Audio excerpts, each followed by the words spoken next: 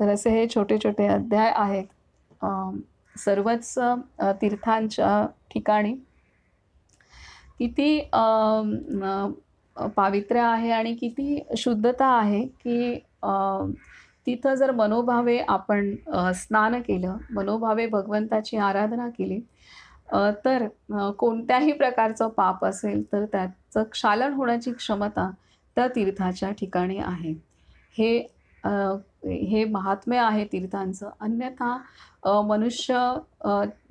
मनुष्याच्या हातून कळत नकळत अज्ञानात अनेक पापं होत असतात.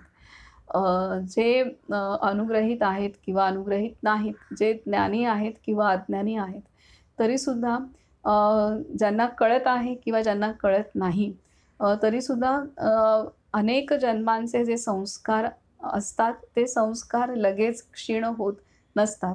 तर त्यामुळे कितीही आपल्याला ज्ञान प्राप्त झालं असेल, कितीही आपल्याला सर्व काही समजतंय, परंतु ते आचरणात पूर्ण रीतीने येण्यासाठी काही कालावधी जातो आणि तोपर्यंत आपले जे जुने संस्कार असतात, त्या जुन्या संस्कारांकडून सुद्धा आपल्याकडून अनेक विकर्म ही होत असतात.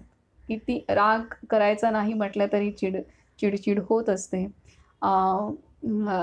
कितीही आसक्ती योग्य नाही हे पटत असलं तरीसुद्धा अनेक गोष्टींमधली आसक्ती जाता जात नाही.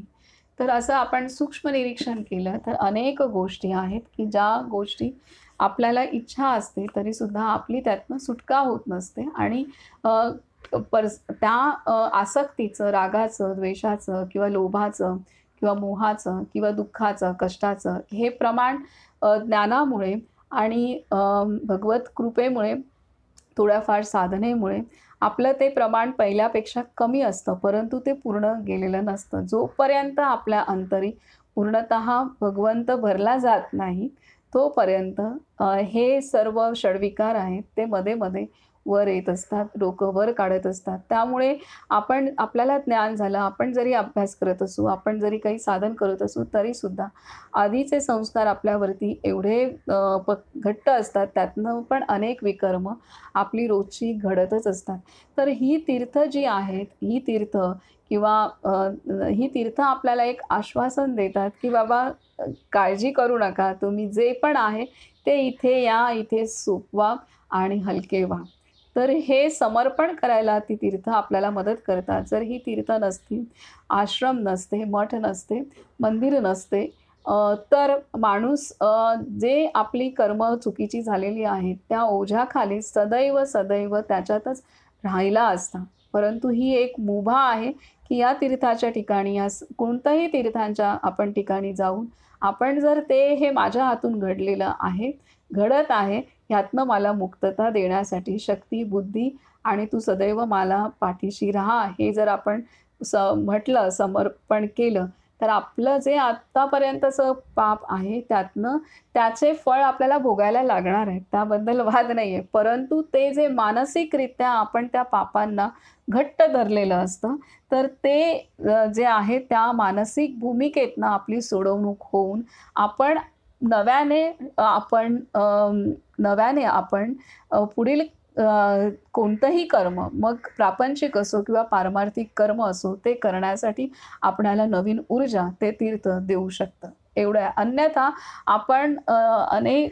आपण एकमेकांना किंवा स्वतःला सुद्धा तू हे केलं, मी हे केलं, मी असं वागले, असं वागायला नाही पाहिजे होतं किंवा अमुक व्यक्तीने असं वागले, ते तसं नाही करायला, ह्यामध्येच माणूस अडकतो. पण ही तीर्थ अशी आहेत की ही तीर्थ आपली सर्व काही अशी कर्म घेण्यासाठी बसलेली आहेत.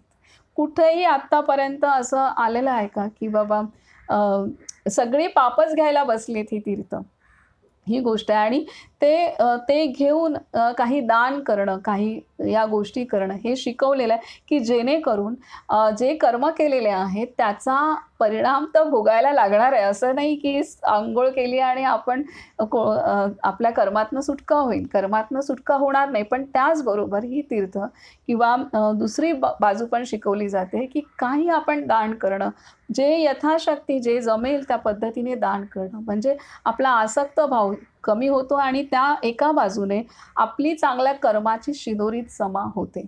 त्यामुळे जे काही कर्म आपलं चुकीची कर्म आहेत त्याचं जे काही मिळणार आहे फळ मिळणार तर आहेच आहे. स्नान करा नाही तर काही पण करू आपल्याला ते भोगायचंच आहे. परंतु ते भोगत असताना आपण संतुलनात राहून भोगू शकू. आपल्याला त्याची तितकी झळ सोसण्याची शक्ती दुसऱ्या चांगल्या कर्मामुळे आपल्याला प्राप्त होऊ शकते.